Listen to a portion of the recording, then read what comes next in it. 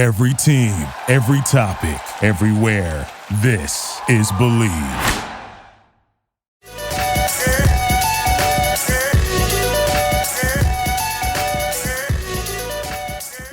All right, ladies and gentlemen, welcome back to Zero Dark Nerdy, the world's most notorious pop culture podcast, brought to you by the Believe Podcast Network, as well as betonline.ag for all your sports betting needs. And if you are in or around the Greensboro area, be sure to check out the number one destination for your movie-going experience. That is Red Cinemas. And you can check out their website for movie times, redcinemas.com. This is your boy Brian, a.k.a. El Nino, and today I'm joined with Tim Howell, a.k.a. the Not-So-Macho Man. As well as Ryan Saba, Captain Cleveland. Browns. Training camp starts in 2 weeks, less than 2 weeks. Cavs. Guardians, CLE till I die. All right, party goers. Today we are going to be reviewing, and of course there will be spoilers ahead as normal, Thor, Love and Thunder, the fourth Thor movie to come out, the second one done by Taika, the latest in the MCU franchise. Tim, it's so good to have you back on the show, brother. So we'll go ahead and let you kick this thing off, and we'll just, go from there. All right. Well, it's good to be back. I'm going to go ahead and apologize. I think Taika can do no wrong. And I absolutely love this movie. He's so good at putting so much heart in the middle of like absolute silliness. And that kind of sums up this movie to me. It is so silly. One of, if not the best villains. My buddy and I were talking about this. I said Gore the God Butcher has to be at least the best single movie villain. I mean, I'd put him in the argument for best villain. Like I said, so much heart on top of Guy's on a fucking roll right here. I told you, I apologize now because hey, it's your opinion, man. No apologies here. We're all here to talk about the movie. What we love and hate about it. So you obviously liked it. Are there any parts that you were just kind of clearly that maybe you didn't enjoy as much? Well, so one complaint I've seen a lot, and this one I kind of side with, is it was so short. There was, a lot going on with Jane Foster, a lot going on with Gore, where we introduce a new character, a new villain, and it just didn't seem like we fleshed. I mean, there was a lot to it, but it could have been fleshed out even more, I think, all of those aspects.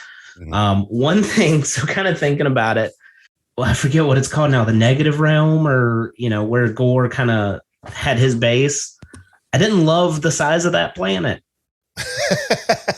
I did love the damn goats running directly into it, though. That was funny. But then when it's like planet and Thor's like, dude, I was like, what are we doing? How's he hiding on this planet? You can see the other side of it. True. I think it was the negative realm. I think that's what it was, right? Is that what it is? I think so. Okay. All right. Saba, what's your take on this bad boy?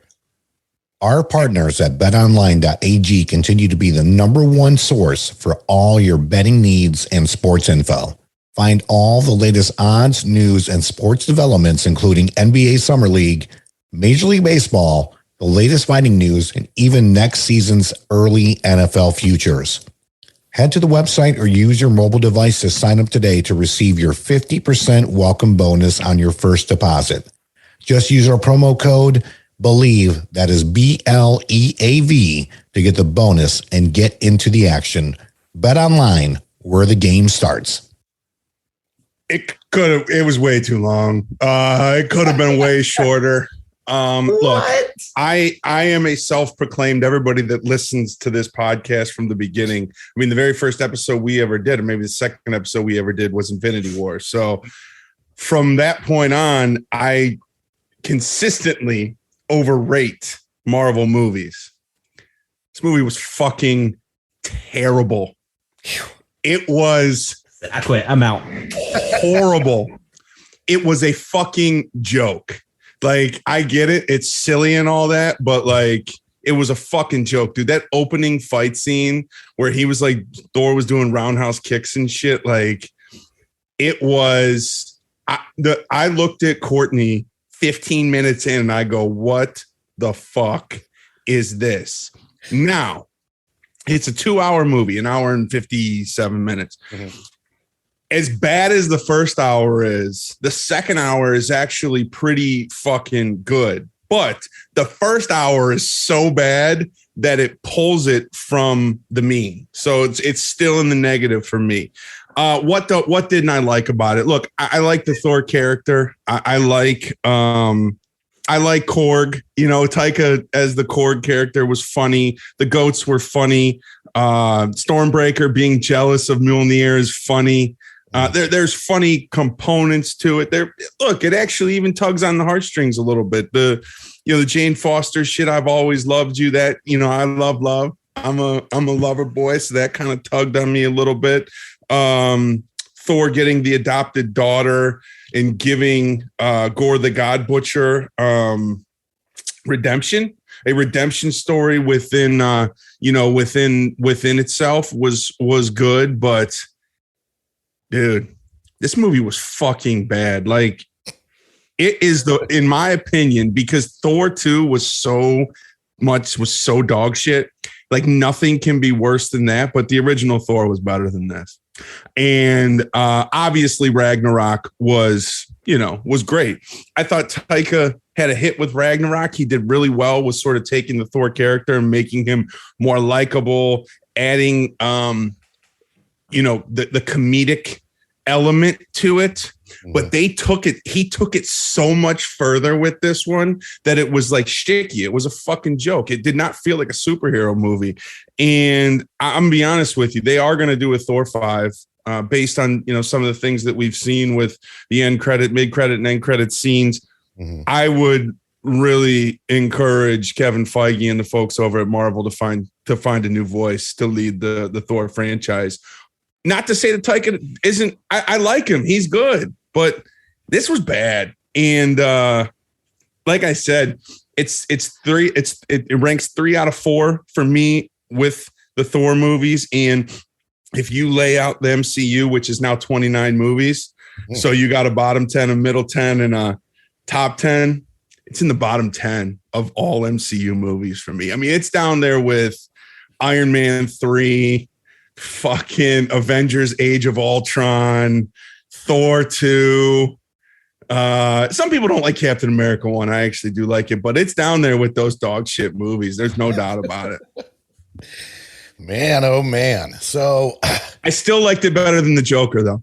Yeah, well, I mean, that's not to be unsaid. We know how much hatred you have for the Joker.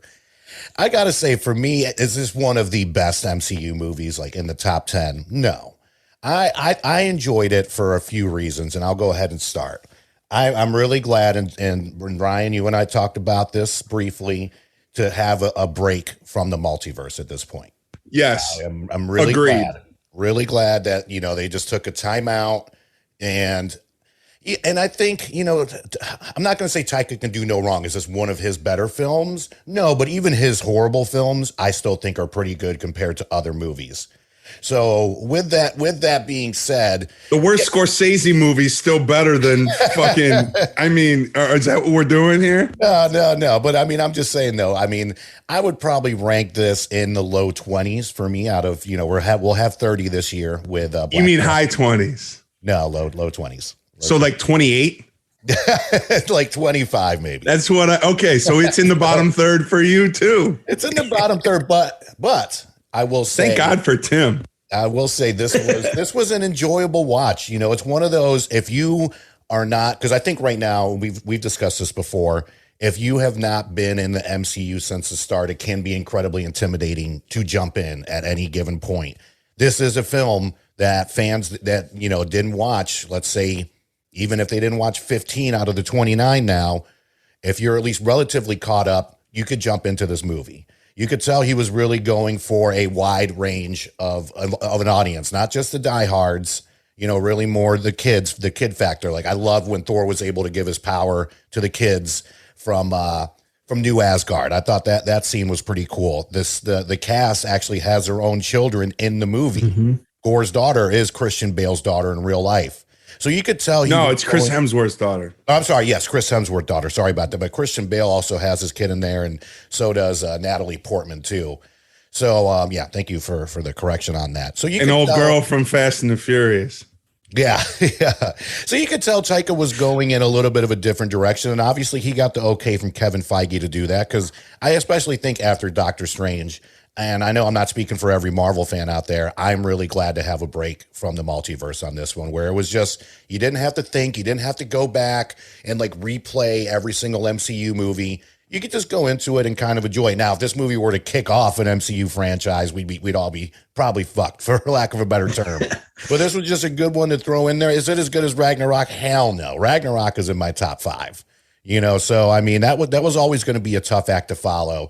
As far as some highlights for me, I really love how they brought back the theater company with Matt Damon, his brother, Melissa McCarthy, I think it is. Yeah, she played Hella. Yeah. Oh, so good. And then, they bring him back in like, well, they didn't say that we could not do a play on this.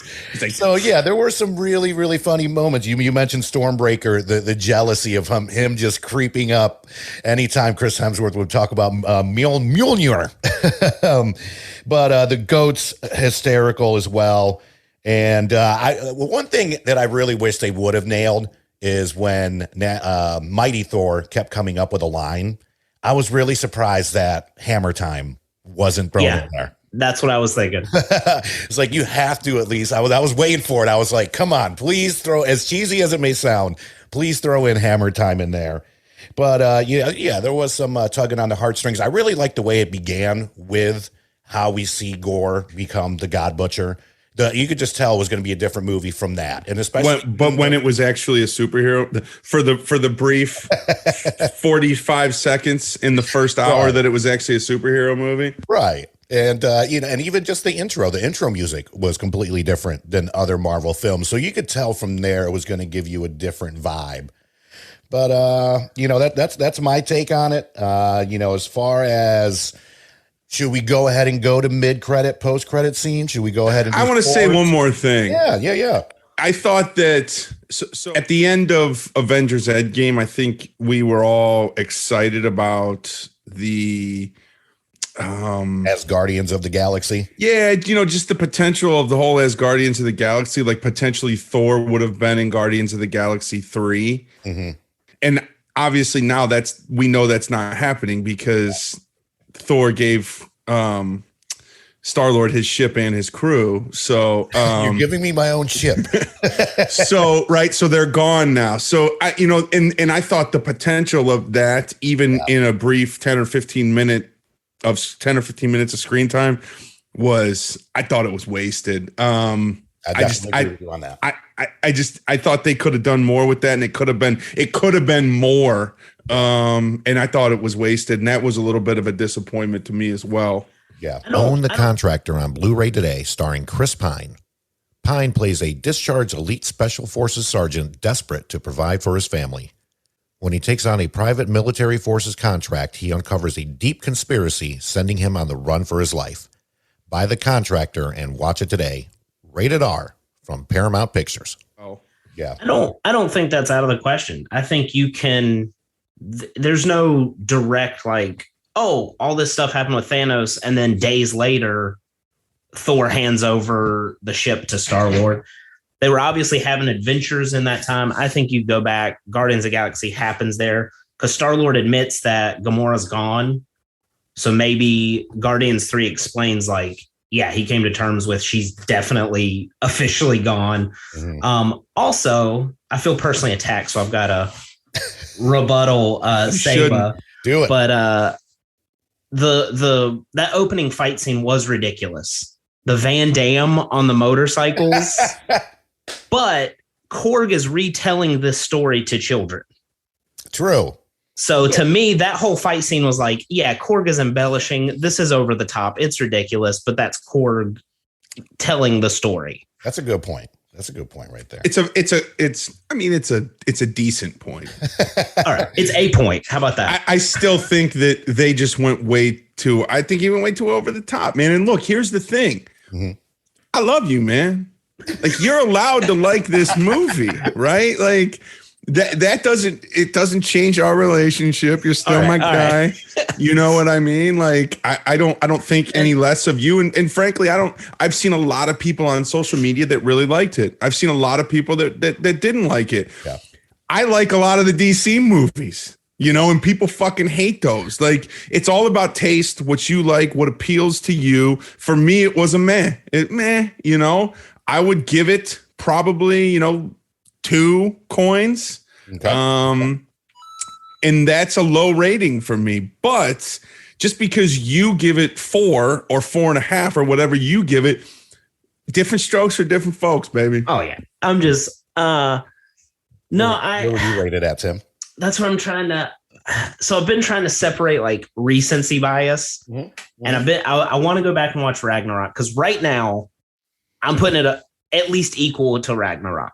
Oh, wow. Okay. And I think part of it for me is that what you were saying, like coming off the multiverse, I was like, this is such a cluster. Like there's so much happening. There's so, it's all this meta crap. And so I'd say as far as like ranking, put it in the top 10, and I'm gonna go 4 coins. Okay. Can I do 4.25? I don't have the quarter sound effect, so you get 4. All right.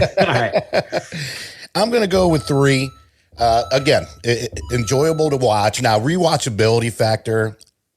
If it's on TV, I'll watch it. Am I gonna go out and get it on Blu-ray or digital copy of it? No, I'm not gonna run out and get it. But if it's on TV, I'll watch it. You know what I mean? Again, it's in that 20 to 25 range of the 29 movies out right now. And I think, honestly, like I said, just like Tim said, the main reason I think I really enjoyed it, because I know it was fun. It was really more aimed at kids and like the younger generation than it was a lot of us diehard fans. And I was really glad to just get a break and a timeout from the multiverse. I really was. Doctor Strange, which Saba and I will cover when we do the kind of recap. We never had a chance to really cover that one. It really just drained me, to be quite honest with you. But that's for another episode. So is this hold on? Is this the 6th movie of Phase 4? Good question. How many movies did we get last year? We got Eternals, we got Black Widow, we got Spider-Man, and we got Shang-Chi. So this. Oh yeah. So this is the 6th. Yeah. Tim, rank the Phase 4 movies for All me. right. Worst to best. So I haven't actually finished Eternals, so that's got to go last. Which is a pretty common can't theme. get through it. Yeah. Black Widow. I actually liked it, but I got to go Multiverse of Madness. Yeah, Thor's going at the top. So it's Spider-Man or Shang-Chi are 2 and 3. Okay. Brian, how do you feel? That's an excellent question. I'm glad you did that. I'm probably going to go Black Widow 6, Shang-Chi 5, Doctor Strange 3, and then, I guess Thor 2, and then Spider-Man 1. Yeah, so I'm going to say that I liked Black Widow. So Eternals is the worst. But it's about Eternals. It's close. I was gonna say Brian just left it off the list. Like Eternals Yeah. and Thor are down at the bottom with me at 6 and 5, and then I think there's a little bit of a gap there, and it goes Black Widow, and then let me do this. Black Widow, Thor, and Eternals are down here, and then there's a gap, and then it goes Shang-Chi, it goes Doctor Strange. I actually really like Doctor Strange, and then I almost started crying when the Peter Parker started coming through the portal. Yeah. And I told this story when we did the recap, not because it was like emotional for me, but it was emotional for me personally, because I turned and looked at Courtney and I said, I don't think you understand like what's happening on the fucking screen right now. Like, you may never see something like this again. So that, to me, it was just such a benchmark. But yeah, I mean, look, I think it's fine that, I've got Thor at the bottom, you guys have Thor at the top, but I think we can all say in general, a year and a half in, with another year and a half to go, Phase 4, it's been very underwhelming. Yeah. Very underwhelming. And Marvel needs to fucking be careful here, because I was talking about this with Brian when he was at my house on Friday night. Black Panther's next. Mm-hmm. And there's a lot of uncertainty around Black Panther. Obviously, you lose Chadwick.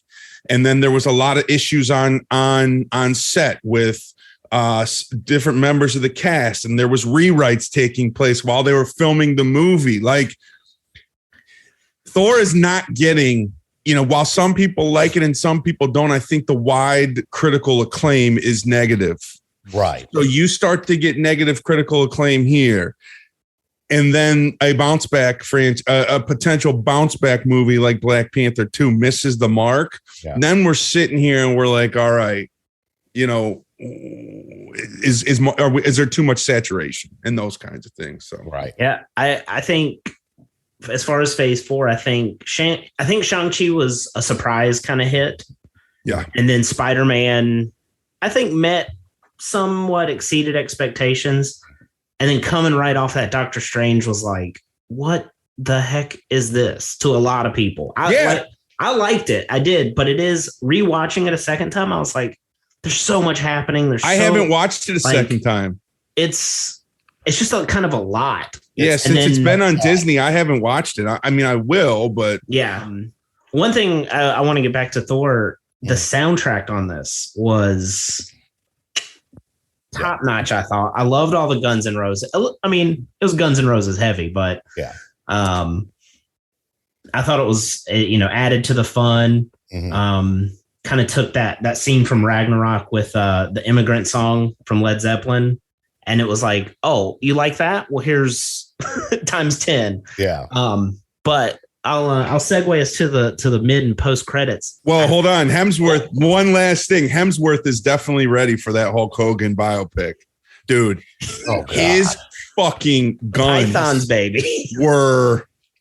I'm just like, dude, is this guy like creeping into the place in my heart that The Rock lives in? Like, I'm watching him on screen and I'm just like, maybe I love him too. I did want more of this with the vest and the Yeah, that was awesome. That was a good look. So if I can, jumping into the post and mid credits, how did they? So we've said spoilers, but post credits, Jane Foster's in Valhalla. Could we not get the rights to Knocking on Heaven's Door? Because that feels like a real missed opportunity. Out with the rest of the GNR catalog, there was no money left. Okay, all right, fair enough.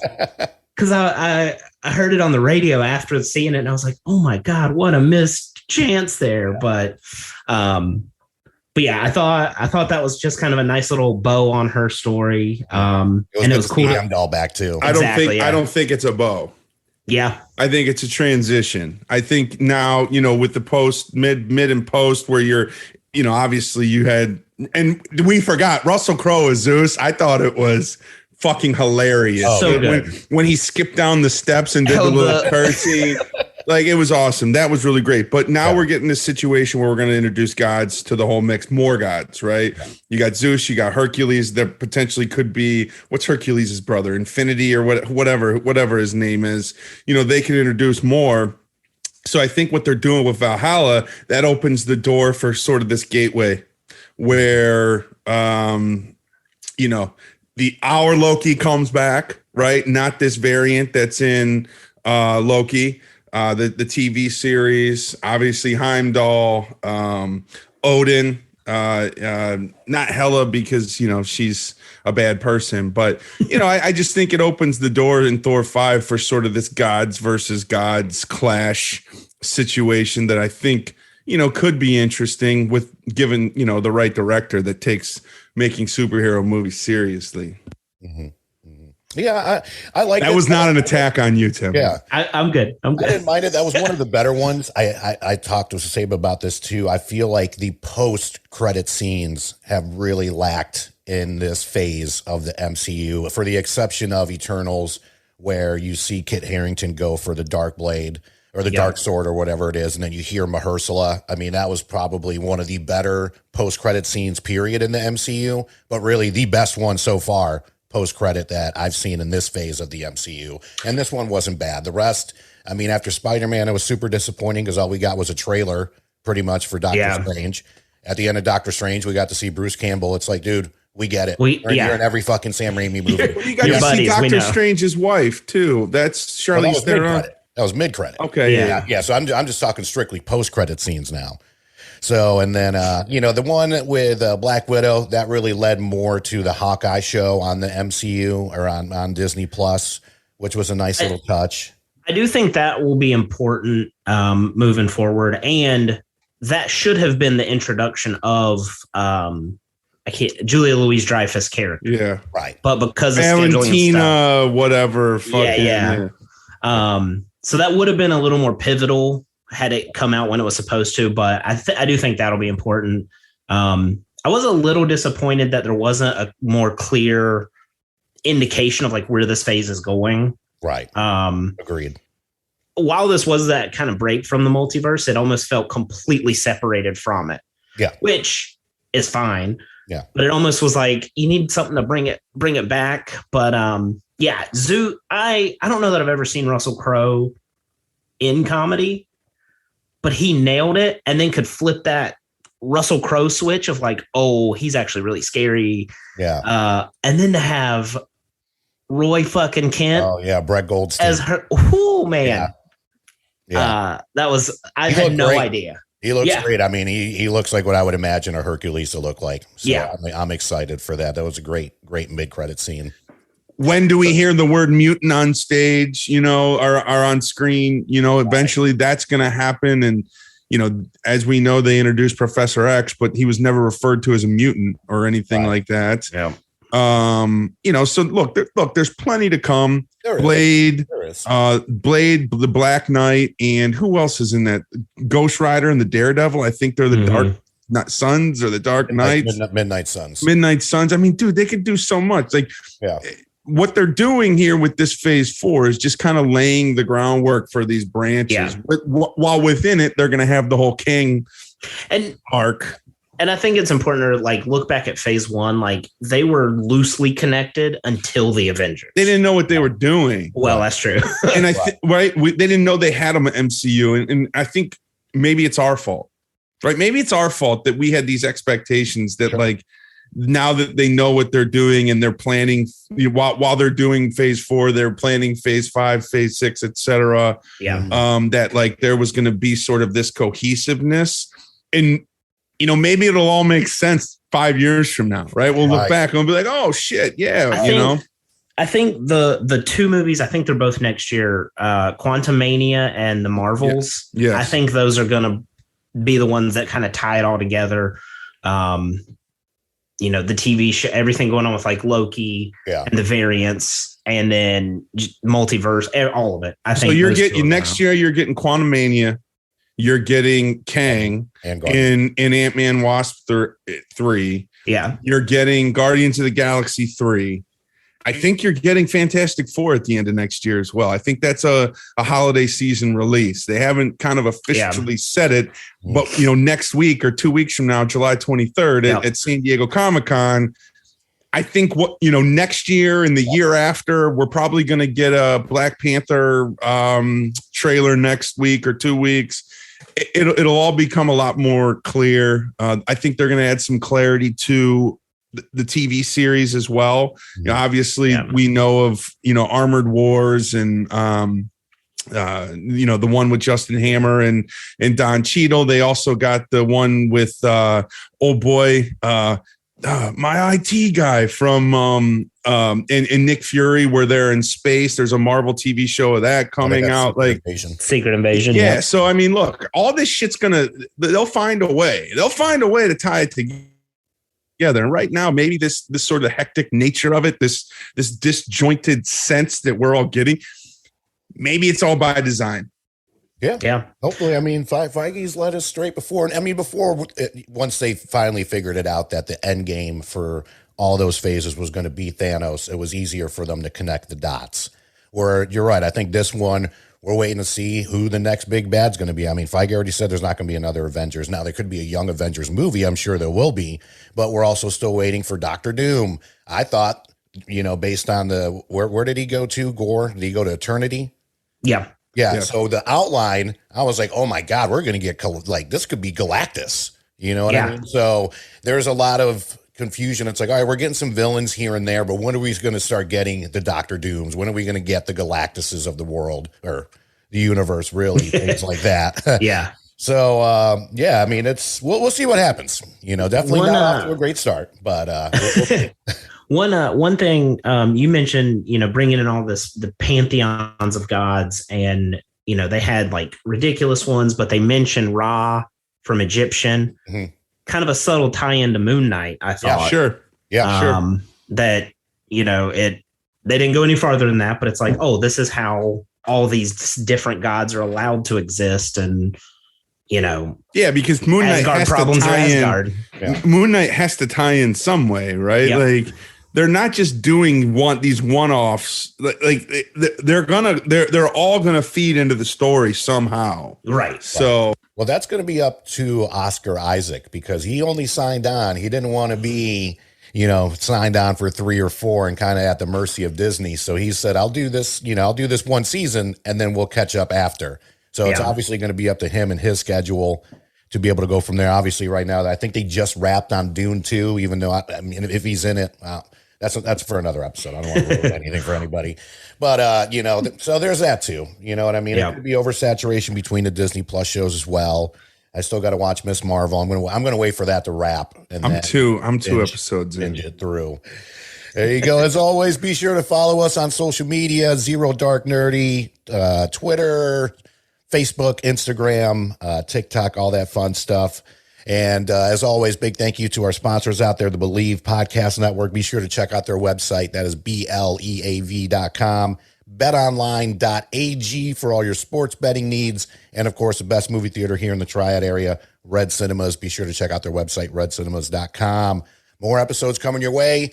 As always, check out our website for past episodes, trailers, news, notes, and more. That is popculturepodcast.com. And we'll see you next week. Peace. Peace.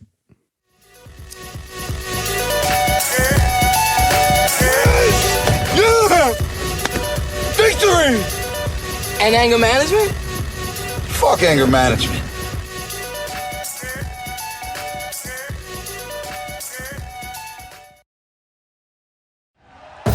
Thank you for listening to Believe.